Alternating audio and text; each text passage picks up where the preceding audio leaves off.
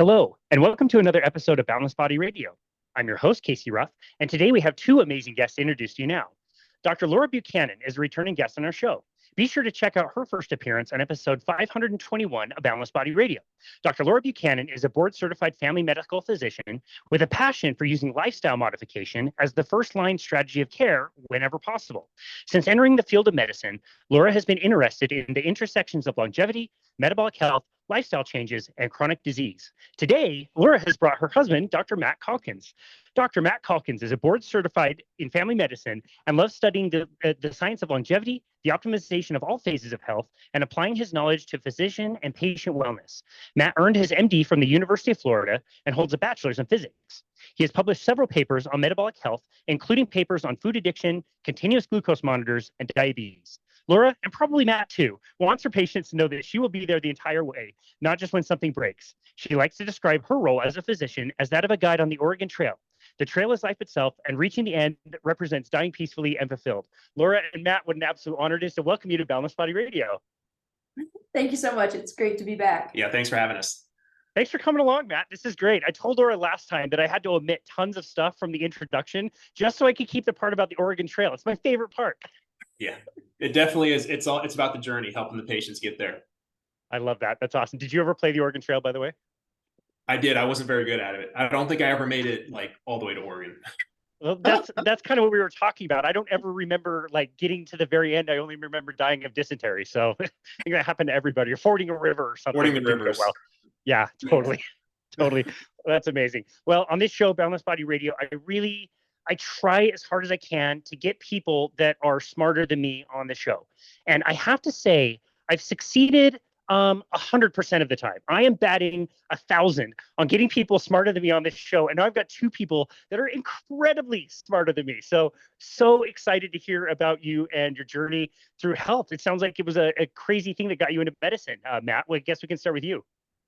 Yeah. Basically, my path to where I am today is I started my undergraduate as more of an undecided engineering and decided that I really liked physics, as a matter of fact. So I decided to go into that, and I was going to go get my PhD in physics when I think it was like near my super senior year. So senior year plus one, I realized that probably wasn't worth it for me long term. I like the aspect of thinking about things, but I just wanted a lot more patient people contact, essentially. So I shadowed a physician, and I got all my prereqs done in that super senior year plus summer, and then applied to med school. Then through med school, I was essentially pretty nailed in to go into emergency medicine. That's the original physician I shadowed was an emergency medicine physician. And it's a very fast-paced, very kind of intellectual field as well. And I actually matched into emergency medicine as well. Laura and I, couples matched into residency up here. But I think within the first month or two, I realized that I wasn't getting as fulfilled as I wanted to. One, the sleep shift switching was also very difficult. But at the end of the day, Laura was coming home with all these great stories. I think within the first month, she was taking somebody off of insulin. And then within the first 3 months, somebody's A1C like decreased by 3%. And they don't really tell you that you can do that in medical school. They still really do teach that type 2 diabetes is a chronic and progressive disease, and obesity is only going to get worse, and all of these other things. You can actually go to the ADA's American Diabetes Association website and actually see that they say it's chronic and progressive. So I think that they don't really make it super interesting, or they don't make it super hopeful as medical students to go into this field, because they don't teach that. So once I was finally seeing it, it was actually enough kind of the impetus to switch residencies, which is kind of rare, into family medicine. I just finished up in June. So I did 3 years of family medicine, and now I work in urgent care with a pilot metabolic health clinic as well, which we can talk about that in a bit. Yeah. And I think something else that in emergency medicine that you would bring up is part of, I think, the fulfillment and also just a really tough environment is that you're catching people way down from their complications already. Yeah, you're seeing the end stage complications of high blood pressure, diabetes, and all of those amputations, missed dialysis appointments. And when really you want to be 500 yards or 1,000 yards or just so far upstream to where you could hopefully intervene and just let them know that there's another way. Yeah. Hey, your A1C is drifting up. Your waist circumference is getting a little high. Like, you can address those things so much sooner. I absolutely love that. And we'll definitely get to some of that work that you mentioned. Laura, this is your second time on the show, but can you remind our listeners, a little bit about your background? And can you also explain how the two of you met? Yeah, so a little bit about my background. I grew up loving playing sports, and in undergrad, I continued playing sports. But I think through into medical school, I was kind of deciding what path I wanted to go on. I had started getting more interested in nutrition and health, but it was during, I guess, kind of two things. One, when we had our nutrition course in medical school, it's just a 2-week elective time period. It was very, very underwhelming. I was told things that either didn't make sense or was contradictory to what my brothers were telling me. And so when I started really diving into nutrition and metabolic health, reading Jason Fung's books, Nina Teicholz's books, I realized what we were being taught was partially, at least, inaccurate. And so I really, from there, I actually got a continuous glucose monitor, was seeing that the way we were eating, we were actually spiking our blood sugars up to 180 on a regular basis. And so eating, quote, healthy oatmeal fiber cookies. And so it was that was just another eye-opening experience, that what we're being taught is leading to, I think, diabetes being a chronic and progressive disease. But that's not the way it has to be. Yeah. And I don't want to undersell the really good work you and other people are doing in kind of the space to get the word out there. I think it was 2018 or 2017, we started listening to Low Carb MD podcast.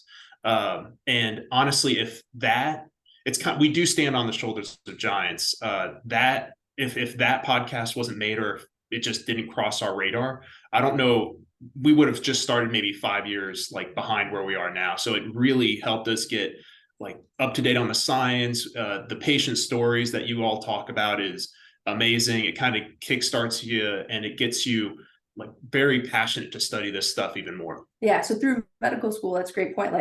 When learning all of this information and diving deep into low carb and the ketogenic diet and the benefits that it can have on the body, starting in residency, I was able to basically out of the gate start using a low carb lifestyle to help my patients from the very beginning.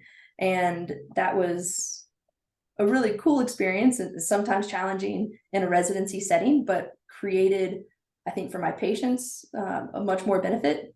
And also going forward, enabling hopefully new residents and medical students that same opportunity to make it easier for them. One thing that stood out to me in your story, Laura, is that you weren't receiving a lot of pushback. I asked you kind of a leading question last time to say, I'm sure you were helping people, but the doctors were pushing back on you and you had kind of a fight on your hands. And that didn't really seem like that was the case. You were winning people over to your cause, it sounds like.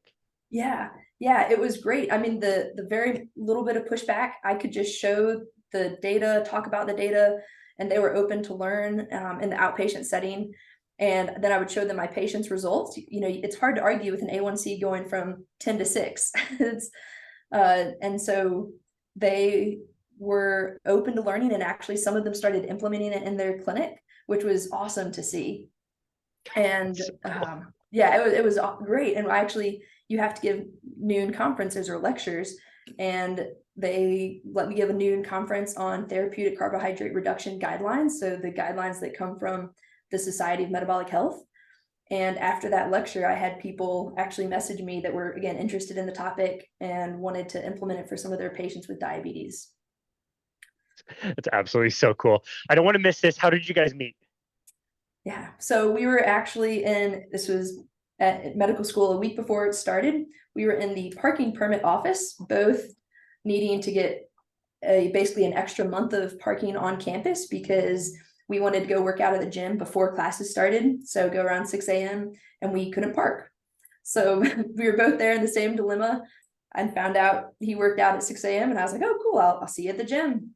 So we first became workout buddies, and then I saw him at a study group with a bunch of people, and he was standing at the whiteboard explaining some medical topic. And I was like, wow, he is really smart. And from there, we became study buddies, and less than 2 years later, got married. We got That's married amazing. we got married on our psychiatry rotation when we were on addiction medicine. So I think we got married on a Saturday, and then that Monday we went to go rotate through one of the alcohol detox centers where our med school was, and the psychiatrist there was like, "Wow, that's a first. I've never heard anybody told me that's what they did with their weekend." Yeah.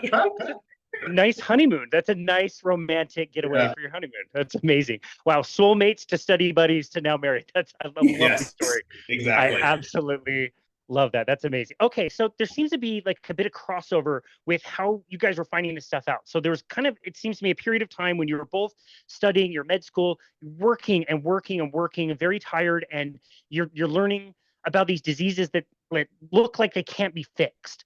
That must have been a really frustrating time to then have Laura learning some of the things that you were learning about, and all of a sudden you're starting to kind of like be a little bit happier and like want to go and do what you're doing.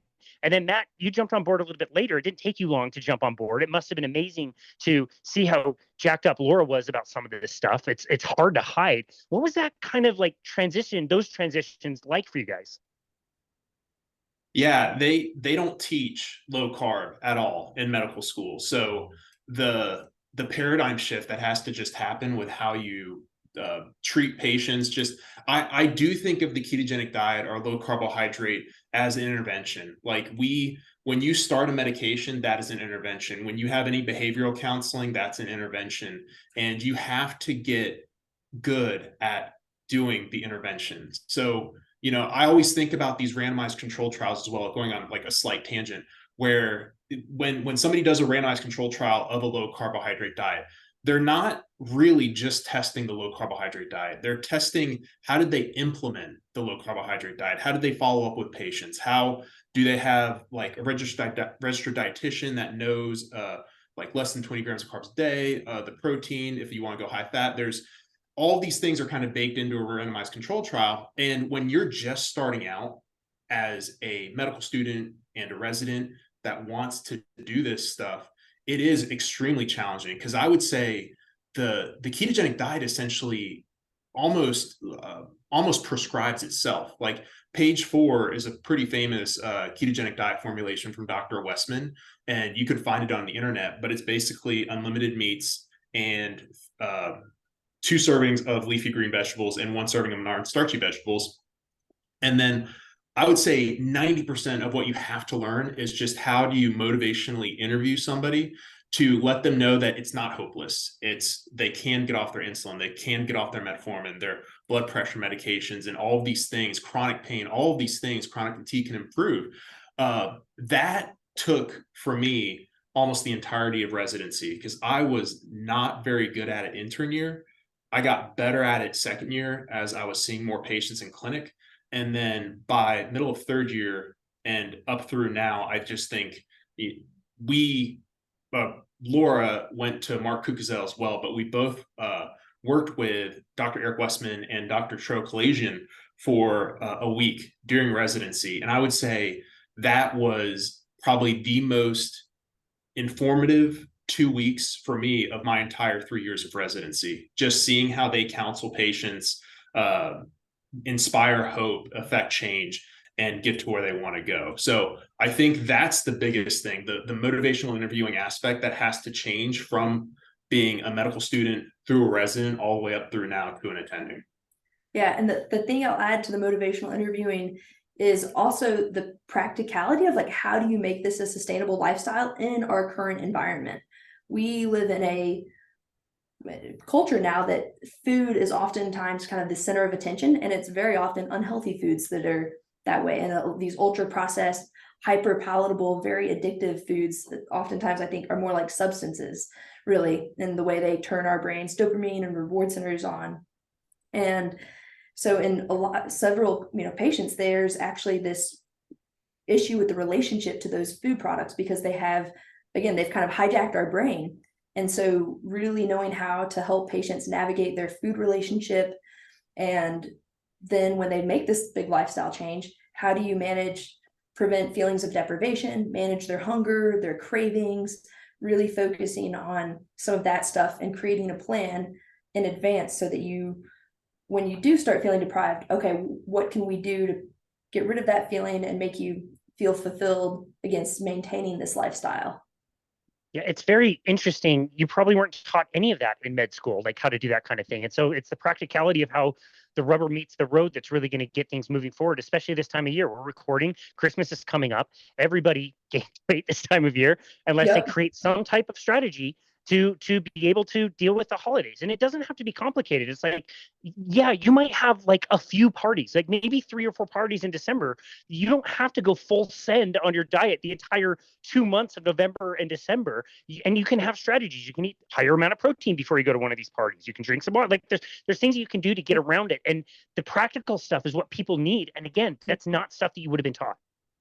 Yep, exactly. It was, and that's what's one thing working, like Matt said, watching Tro and Dr. Westman work and do that practical learning, just watching them work was invaluable. Yeah, there's protocols for prescribing medications. Like if you were going to start insulin, that's something that a medical student could study really well, like put it on flashcards and know exactly when to follow up and what the glucose ranges are. But for really lifestyle changes, and even more so the ketogenic diet, I think we've seen so many different people, like anecdotally from different podcasts that we've been listening to, who, they do better with high fat. Actually, they may actually want to do a more 4-to-1 ketogenic diet, and that may help them more with their chronic fatigue or chronic pain because it gets their ketones up to a higher therapeutic level, or they may do better with higher protein. It's really just finding the nuances for each individual patient and tailoring the intervention. And it is much more, you could prescribe a medication, but it's way more satisfying to help somebody and start like one of these low carbohydrate diets. Yeah. And I think a little bit of a tangent, but thinking about like the satisfying and how fulfilling it is. There's a patient of mine I saw recently who he and his wife now have lost over 150 pounds together. Wow. And they were telling me that they had stopped going to school events because they could no longer sit in the seats. They did not fit. But now that they've lost that weight, they can actually fit in the seats again, and they can go to the events at schools and cheer their kids on. And it's things like that might not register, but I wasn't going to do that if I had prescribed them a medication. But by helping them change their lifestyle, and he said it, you've given me my life back. And like, that's the coolest thing to hear. And you got to love going to work if that's the chance that you get. That is beautiful. I absolutely love that.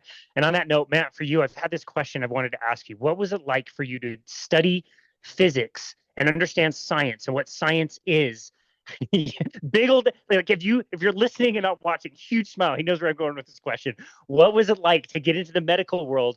You must have had the same experience that Nina Teicholz had as a journalist writing The Big Fat Surprise. Surely the guidelines are based on some type of science. Surely what we're learning in the medical world is based on science. What was that like? Yeah, I worked in when I was an undergrad in a experimental condensed matter lab. So basically I would study, we would make, the chemical department would make new magnets, and I would just basically characterize the magnets. And we would get precision values to basically 6 sigma, or a p-value of like 0 or 10 to the negative 6th. And if you couldn't get that, that would be like a failure of an experiment. And I fully acknowledge the downsides and the impossibility of getting that level of precision from social sciences and biological sciences. But when you look at what our recommendations are based off of, the underlying data is not enough. I'll put it this way, because this is, so things like nutritional epidemiology, food frequency questionnaires, where you have correlations of anywhere from like 0.2 to 0.6.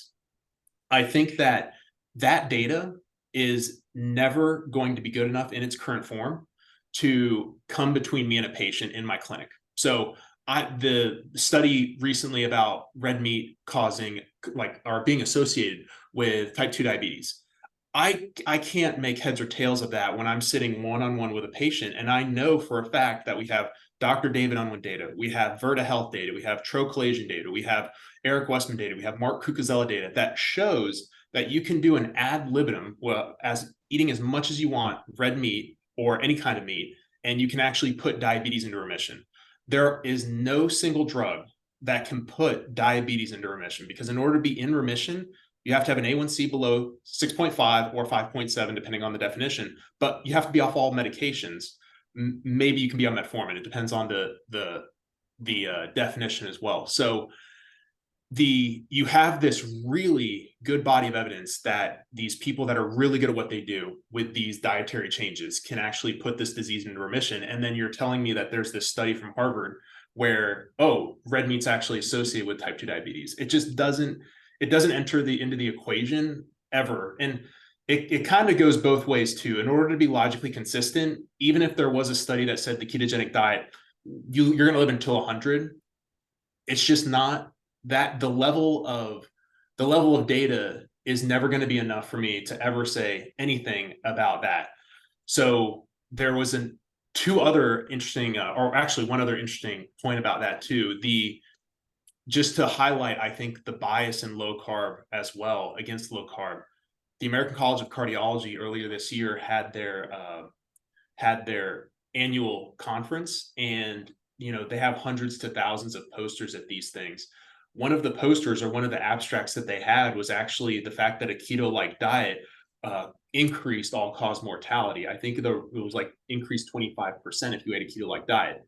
And if you go and you can actually just search Journal of the American College of Cardiology, keto-like diet increases death. And they used terms like, they called ketones chemicals. They said you would restrict carbohydrates and starve your body of essential macronutrients, and that your body would be forced to burn fat, which they make it sound like it's a bad thing. But in reality, that's what we want to do.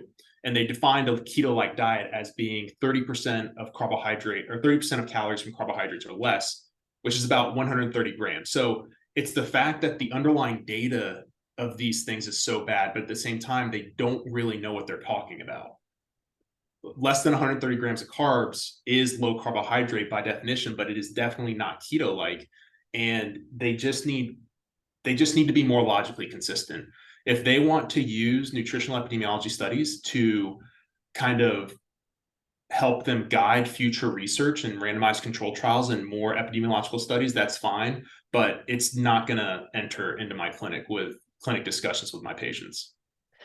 That one in particular was so bad. Bad. It was food data collected, I want to say, 13 years before. Then they followed the outcomes. Does somebody diet change in 13 years? It could change every single week. And I added up the macronutrients that they were defining as a quote unquote keto-like diet. And it matched up almost exactly with I want to say a quarter pounder at McDonald's or something. That's not keto. It's not even close. What are you doing? But the ACC chose to publish about that particular abstract and poster when they had hundreds to thousands to choose from. And I think to me, it's sad. Going into medical school, I wouldn't have expected that from esteemed organizations like the American College of Cardiology. The American Heart Association did relatively the same thing with a case report of somebody who went keto after a heart attack, and then he basically was lost to follow-up, went keto, stopped all of his medicines, and then had another heart attack. And it seemed like they were trying to blame the keto diet. It's duplicitous. It's sad from going from a medical student to a resident when I trusted wholeheartedly the medical establishment. And I think, a lot's been done to really degrade that trust.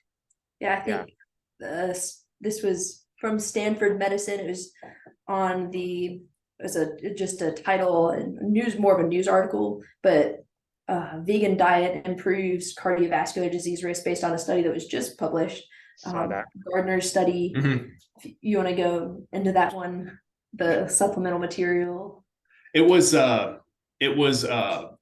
essentially just an omnivore versus a vegan diet. And at the end of the day, I think the LDL improved slightly for the vegan diet, but it was essentially like 10 milligrams per deciliter. Yeah. It wasn't. Yeah. So the big title. LDLC. Yeah, LDLC. Yeah, LDL cholesterol. Yeah. So the big title from Stanford Medicine was "Vegan Improves Cardiovascular Disease Risk," and it's like, you showed that it increased decreased the LDL by a little bit. That is not proving anything like what you're trying to claim. And so it's just whereas if a study keto has shown similar results, not that it should actually be published with that type of headline, but you can probably guess that they would not publish something like that. They would because of the bias against keto and really kind of push the plant. Yeah, that's such a good point. And Matt, you said it right. Like, this is sad. Like, the three of us can sit around here on my Dog and Pony Show podcast. We can laugh about some of these things and say how ridiculous they are. But at the end of the day, like, people read these headlines. This makes my 9 p.m. nightly news that people talk about. Like, I read this stuff in the headlines, and people are not well equipped to break down these studies like this. It is really sad. Yeah. And I think not even, and you're totally right, it's the headline and people, like the general public. But the other thing is, because it's these major medical organizations, it's doctors as well. Just like we used to read something from the ACC, and we would say, oh, that's definitely true, I trust it, and now I need to think about this and when I see my next patients. But the American Academy of Pediatrics just released a position statement on recommendations as far as implementing a low carbohydrate diet in children with either type 1 diabetes, type 2 diabetes, or at risk for diabetes, so risk factors like obesity. And I'll let Matt go into this a little bit more. Actually, I know he'll love it. So this was published earlier this year, and for full disclosure, a lot of the chairs on the Society of Metabolic Health Practitioners, myself, Laura, Tro, Dykeman, and Westman, we're publishing kind of a rebuttal to this paper that'll be published in the Journal of Metabolic Health, which is the official journal. Hopefully, we'll submit soon, and we'll find a home for it. But essentially, this paper, as Laura said, was discussing low carbohydrate diets for type 1, type 2, or children that have obesity. And a lot of the citations for this particular paper all go back to another paper a couple of years ago. And the problem you can almost immediately tell that there's not a single person that has prescribed a ketogenic diet for metabolic health that was on this committee that wrote this paper. So first thing is they conflated 4-to-1 or 3-to-1 ketogenic diets with well-formulated ketogenic diets that are used to improve metabolic health. So what's the difference? 4-to-1 ketogenic diets are really the diets that have been used for pediatric epilepsy since the early 20th century. And 4-to-1 just means that there's essentially 90% fat in the diet. You do want your protein to be lower because protein even itself can spike insulin. So you want to keep that lower. If these children go below a critical threshold with their ketone levels, then they can have a seizure. Like this diet will keep a third of kids from having a seizure. And these are kids that are refractory. So they have seizures through multiple medications. A third of kids will be seizure free, a third will have reduced seizures, and a third will unfortunately continue to have the same amount of seizures. So it's a very therapeutic diet. But 90% fat is not the well-formulated ketogenic diet that we would first go to for somebody that has metabolic health concerns. So which is what this guideline was written for. Type 2 diabetes and obesity, and even type 1 diabetes specifically. So I'm just going to read off here. So looking at that, the citation from this paper came from another paper where they basically theorized what you would need to look at for a kid on a ketogenic diet. And you would need 14 different laboratory measurements with 5 different blood draws over the first year, regardless of if they had type 1 diabetes, type 2 diabetes, or even if they were just at risk. And that includes magnesium, zinc, selenium, vitamin D, a comprehensive metabolic panel, which includes your electrolytes, liver, and kidney function, a urinalysis, a beta hydroxybutyrate, free and total carnitine, complete blood count, a fasting lipid panel, calcium, phosphorus, urine calcium, and a DEXA scan if they've been on a therapeutic carbohydrate reduction for greater than 2 years. Things that I would never in my wildest dreams get on an adult. And I don't think I've heard of a single adult practitioner, or even if somebody practices a well-formulated ketogenic diet with kids, getting most of this. Like the free and total carnitine. Carnitine primarily comes from meat. And so Right. it's mind-boggling that is the recommendation. There's no data to suggest that you're going to develop a carnitine deficiency eating meat. But this again comes showing part of the bias. They, in their paper, mentioned that there's the Mediterranean diet can be a healthy option, or we know that the vegan diet is also actually considered a viable option for children. And they don't mention 14 lab draws need to be checked if you put a child on a vegan diet, but then you might actually develop a carnitine deficiency. Oh my goodness. Yeah. So I was going to ask you what the justification was for getting some of those measurements, but right there, that you don't have to test anything on a vegan diet. You're going to be deficient on a lot of those things. Yeah. All of these stem from a theory. Some of these deficiencies are true on a 4-to-1 ketogenic diet, and you should check these. But when you look at Dr. Eric Westman's page 4, again, probably the most well-known, well-formulated ketogenic diet out there, the one serving of non-starchy vegetables, so that's broccoli, Brussels sprouts, cauliflower, and the 2 servings of leafy green vegetables actually meets the AAP's own recommendations for vegetables per day. So you're actually getting enough recommended vegetables on the ketogenic diet that we recommend. These like magnesium and zinc and selenium deficiencies, it's kind of blocking one of the most nutrient dense eating patterns that we have in order to improve metabolic health for really no reason that we can see. Yeah, if a child was living off of fast food 3 times a day, would we be getting 14 different labs on them 5 times in a year? No. It's incredible. It's so bizarre. So I've heard this before, maybe from Kelly Means, who's kind of a whistleblower in the food industry. And he said that they would put out the food companies pay for so many studies to be done, not necessarily even saying one thing or another. The point is to get so many of them out there that everybody's always confused about all of it. Is that maybe, in your perspective, kind of what you're seeing here? From the AAP, I don't think that's, them publishing their paper. I think they probably truly believe that these are true risks on a ketogenic diet, just because they don't actually have the knowledge base to know the difference from a 4-to-1 ketogenic diet for epilepsy versus what you might recommend for someone who has diabetes or metabolic syndrome or some type of metabolic health issue. They probably just truly don't know the difference. So they're referencing whatever study they could find, which this is a problem in our education, and a problem, I think, in sometimes clinicians' curiosity, just being taught something and being it passed down and then not going and checking yourself. So they must not have checked the citations that showed these citations are coming from 4-to-1 ketogenic diets. They just took it at face value. Keto diet, bad. Yeah. It's so interesting.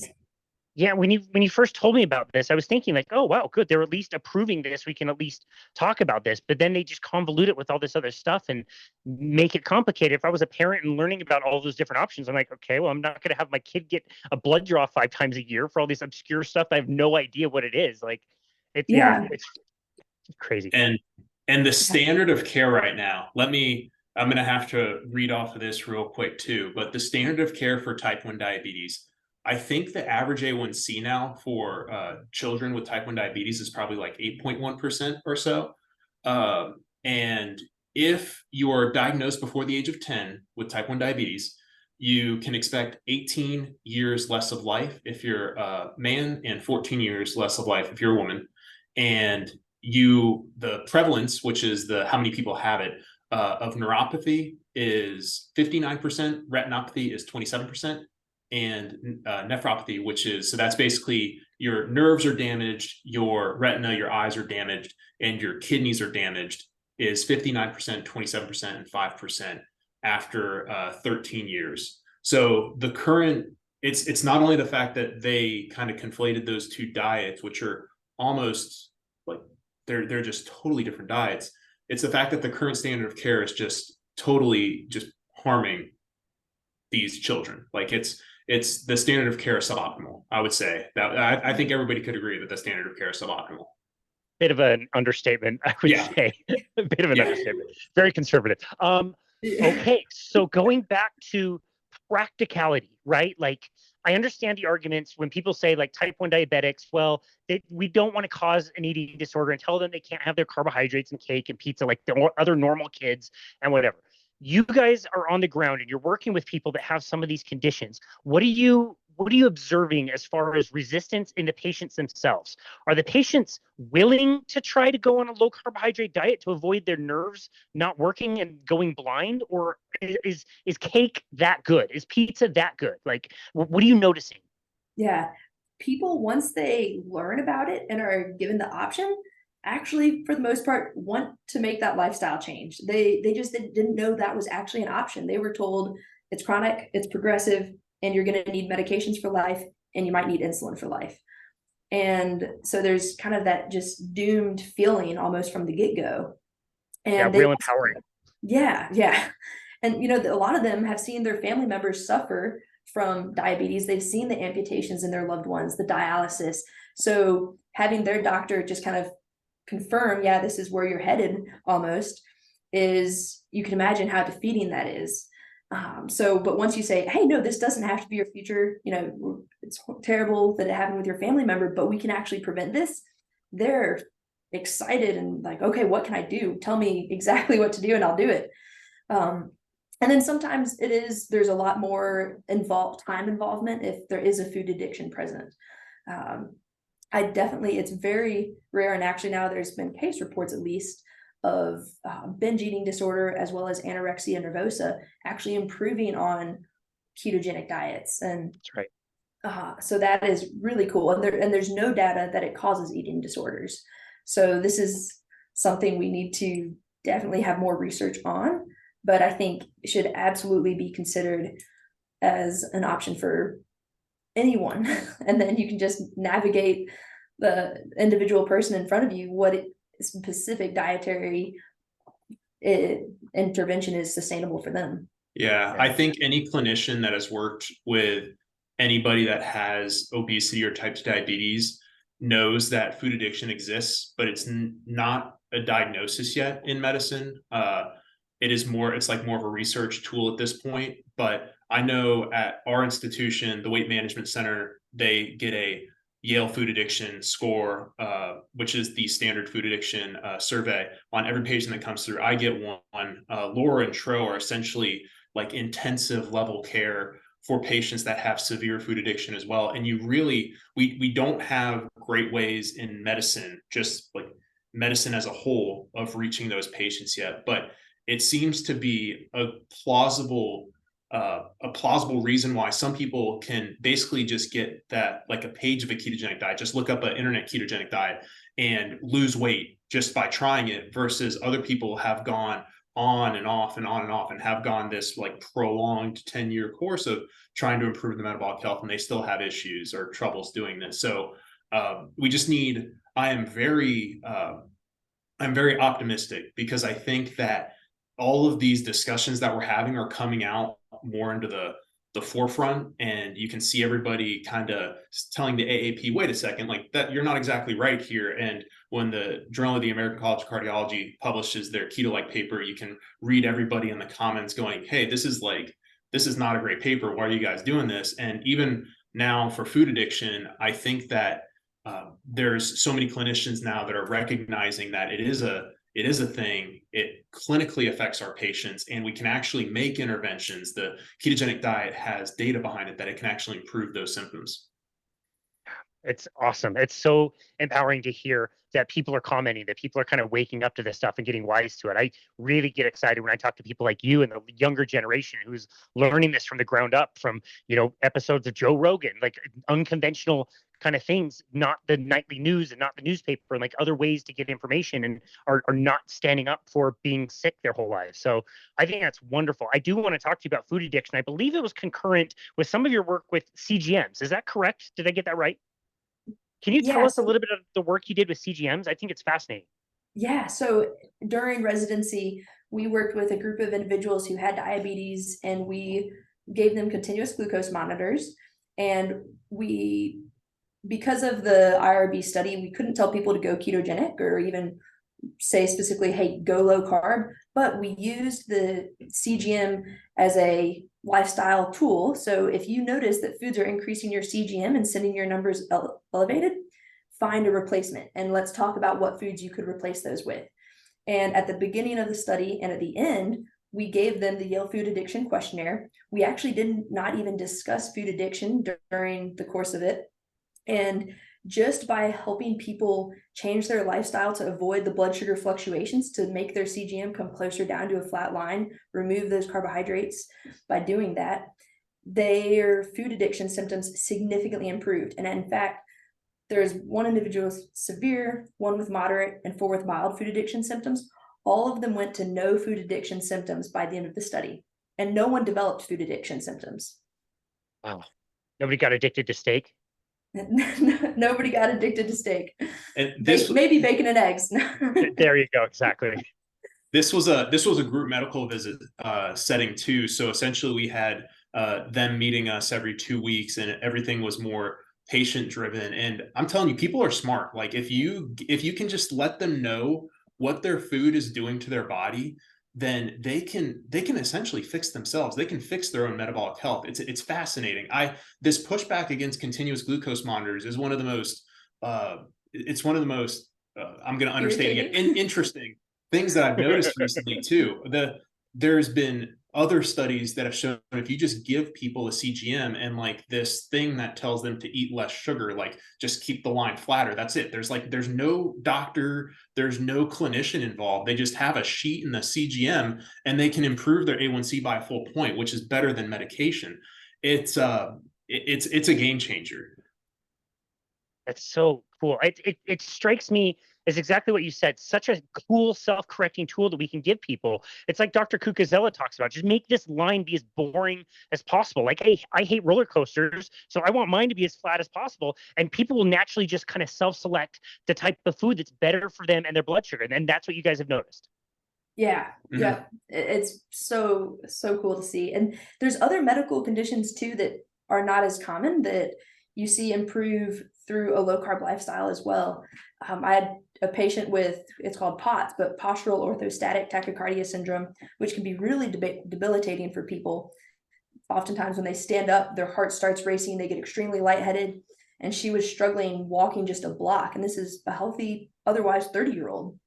And she did have some components of metabolic syndrome and obesity, but otherwise she didn't have other medical conditions. And she went on a ketogenic diet, and her POTS basically went away. She had seen multiple specialists, and just by making that intervention, she could go walk, and she actually went for a 2-mile hike. So she went from barely being able to walk blocks to going on hikes. And I had another patient with something called night eating syndrome. And this is where patients will sometimes wake up in the middle of the night and eat a lot, and they don't know why they're doing it. They're not hungry, but they just have this very large compulsion to do so. And again, I didn't know necessarily this was going to get better on ketogenic. I thought it might improve some, but her life has changed because she no longer has those compulsions to wake up in the middle of the night and eat. And Eric Westman said it best when he said, it's so unbelievable, it's unbelievable. Like, one of the hardest things about using a ketogenic diet, I think, as a clinician, is you see all these things improve, and you have to kind of measure yourself, and you go tell other clinicians, like, the POTS went into remission, and the diabetes is going into remission, and the chronic pain is getting better, and I'm taking them off their blood pressure medication, and the neuropathy it's all of these things that we haven't, like, as far as I'm aware, there is not a medication that cures POTS. POTS is hard to treat. Chronic pain, chronic fatigue, or things that are with traditional medicine are incredibly hard to treat. But things we just see improve every week. It's amazing. I mean, it's like it's almost like expected results. If you're in this world for long enough, you expect those certain things to happen. And it makes me so frustrated when I hear people talk about calorie counting and weight control. Like, yeah, maybe you can control your weight for a little while by counting calories, but you're missing out on all the other health things that you could get by living in what I would consider our normal and natural state, which is a state of ketosis. Yeah. Yeah, 100% agree. That's so cool. Can you guys talk about your work with the SMHP? Really curious. I know, I think Laura, you started with them first, and then Matt, you got on a little bit later. Is that correct? Do I understand that right? Yeah, we joined pretty. So I became a founding member with it back in 2020, and then at the Low Carb Boca Conference, USA Low Carb USA Conference, I met with Doug and some of the other founding board members. And they actually invited me to be on the board with them, which was and is still an incredible opportunity. So I'm one of the board members. And at that time, they also met Matt, and he is extremely passionate about all this stuff. And I guess it actually was a little bit later. Mm-hmm. You're right. But Matt became the chair of the resources committee.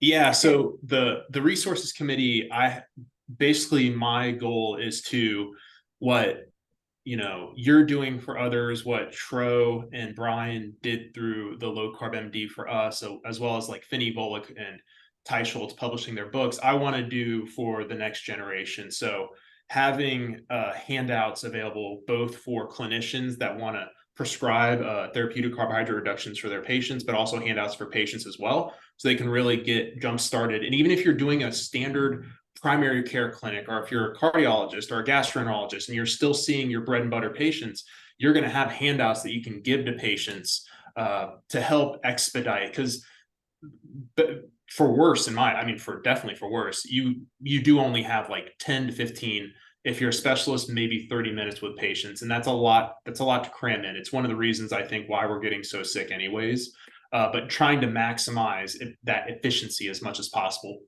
The other thing is we just put up basically I'm doing urgent care, but I'm also doing a pilot metabolic health clinic.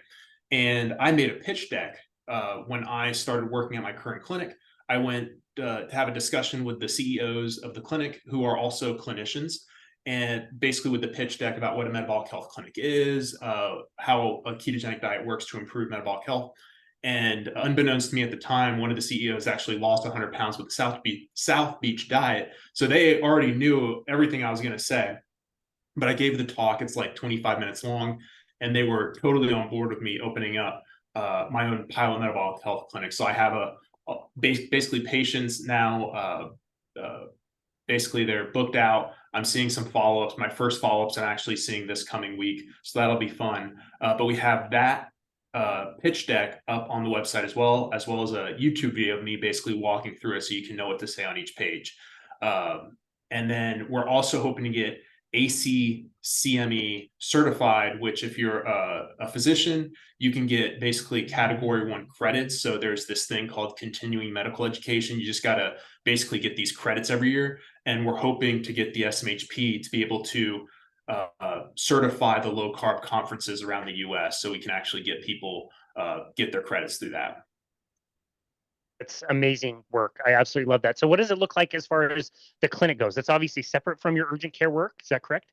Right now it's double booked. So it is a little bit of a busy season in urgent care. There's a lot of like viral upper respiratory illnesses and things like that. But thankfully we're kind of double. There's always going to be another provider there with me. So I see somebody right now. My initial visits take about 40 minutes with patients.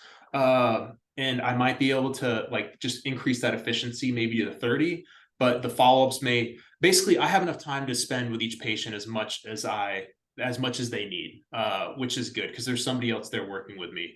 And eventually I do want to transition full-time to doing metabolic health. I basically work in a very rural area of North Carolina. Half of the people are probably more from suburban areas, but I'm basically the farthest north clinic in our city where I'm at. And there's a lot of patients that do have pretty uncontrolled diabetes, but because I think where we're at, they're super into lifestyle. They really, they get the ketogenic diet. They get the fact that you can eat ad libitum meat and you can still do some starchy vegetables, and they love it. They understand it, and they do extremely well so far. That's great. How are you feeling about a systemic change, a system-wide change? Is it too much to ask? Are you optimistic about that, or are you just pretty happy with, doing the work that you're doing now and trying to get that out to anybody who will listen and understand that we're probably not going to change the system? I think we're trying to change the system. It's going to be a little bit of a slower process, but the thing that excites me right now is during residency, we created an elective basically that residents could take, a nutrition elective. So there's very minimal nutrition education currently in residency programs. So we created either a 2-week or a 4-week version that residents could take that actually went over the current standard guidelines, where they came from. So a lot of kind of showing how we got here and why this is not the correct answer. And then not only explaining low carbohydrate ketogenic diets and the potential benefits, but also covering some of the other dietary options, but just showing people the options out there, the power of the ketogenic diet and that type of lifestyle.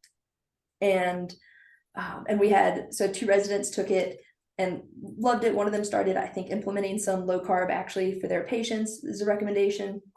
And now at the time was one of our co-residents. She is a faculty member at the residency program now, and she is actually she already created, building off of this, a nutrition elective that people could take. And so currently there are residents now going through it. So it is in place now officially, rather than a pilot program. And she is continuing to work on creating a more in-depth nutrition program, basically, that hopefully, if it excels, maybe that is something that could not only be implemented in our residency program, but maybe it could, through the SMHP, go to other medical schools, to other residency programs. And that's the dream. Yeah, and I'm optimistic as well. I think the fact that Laura and I are standing here talking to you is just something that can inspire hope. We have another resident in our residency as we graduated, essentially finished training. Another intern resident came in, and he is all about the ketogenic diet as well to improve metabolic health. And he has an awesome story himself, but he'll keep that torch moving here, to keep that torch going. And if you look at if you look at the big names, like you had Atkins at first in the 80s, and then Westman went to Atkins to see what he was about. And he was so convinced that he went back to Duke and he opened up his keto medicine clinic and started doing randomized controlled trials. And if that was about in the early 2000s, and then if you look and if you just see what's happened in the past decade, it's almost this exponential growth of podcasts and people talking about it, and clinicians and nutritionists and athletes. And it is definitely, it's snowballing. It is becoming more accepted, as it should be. And I think that it's just a matter of time for where the ACC and the American Heart Associations of the world just kind of, they accept the science that it is a valid therapeutic intervention for patients with metabolic disease.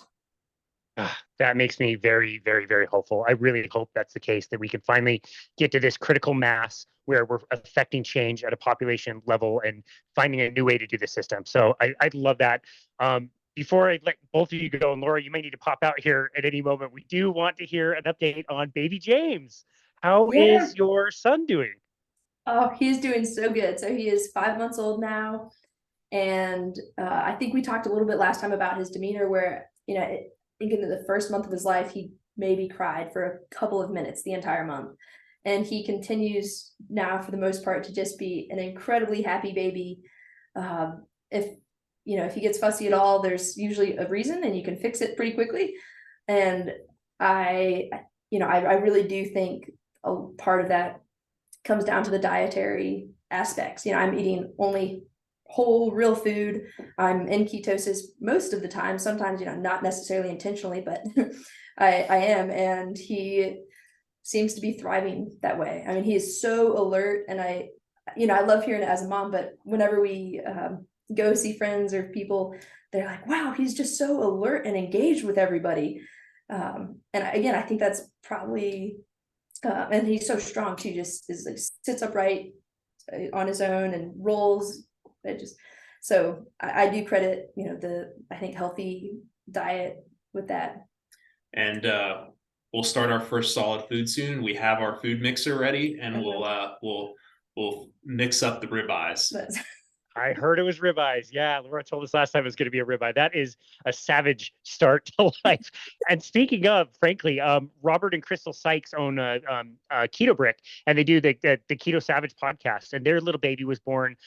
Must have been about a year and a half ago. I got to meet him in Austin, and this little kid is seriously baby savage. That's what he's called, and he is that. Like him moving around and crawling, he was totally calm the whole time, like active and curious, and was learning. But he didn't throw any tantrums that I saw. Just very well behaved. It's amazing what these kids are doing, and you compare them to the normal population. I see all the time the videos of the kids that take the first bite of ice cream or the candy whatever, and they just like crackhead right then. And that obviously that's what happened in my life when I first ate it too. And it's cool to see that you guys are doing something different.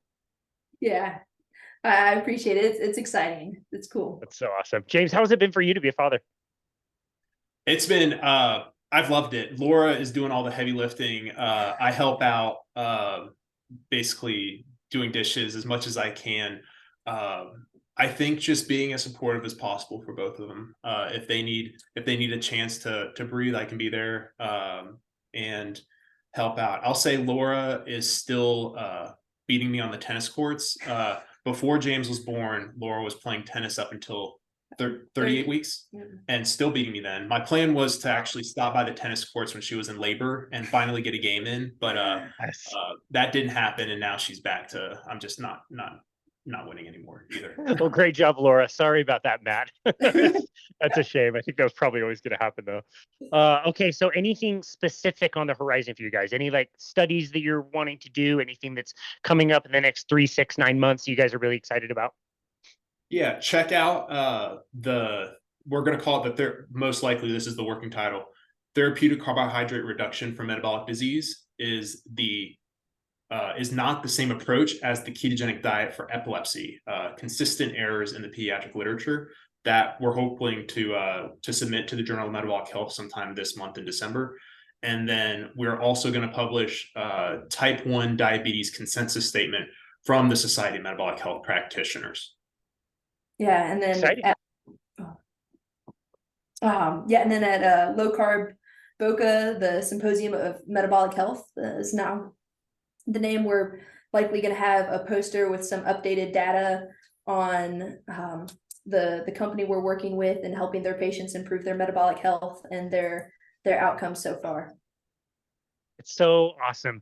Guys, I'm just so excited for you and that you were able to find this and you're changing the paradigm. And yeah, it might not be as much as we want and as big as we want, but it's got to start somewhere. And to see two people that are super pumped up, changing lives, helping practitioners change more lives is really inspiring. And I'm so appreciative of you guys. I don't know how you found time to come on our show today, but I'm so grateful that you did. Matt and Laura, where would you like people to go to find you and connect with you and your work? Yeah, so if you go to drtro.com, then if you're interested in learning more about our clinic, you can find information there. And then I'm on Twitter and Instagram at Laura Buchanan MD. And I'll just say I'm posting a little bit less now with a 5-month-old, but that you can find me there. And I'm on Twitter X at Matt Calkins, Calkins MD. And yep, you can find me there.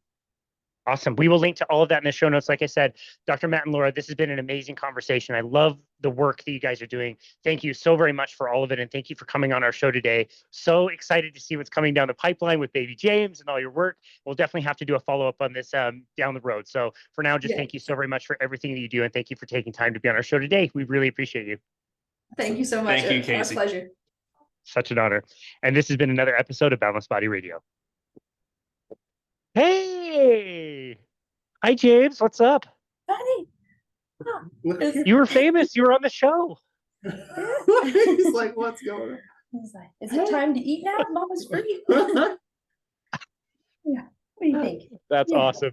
My sister had a baby a few years ago, and my wife's sister had a baby a few months ago. My wife was talking to her like, how do you know like what to do? Like when he cries, like what do you do? And the sister was like, oh, I don't know, I just feed him, I guess. Like there's no like real manual for this. I just give him some food and he's fine.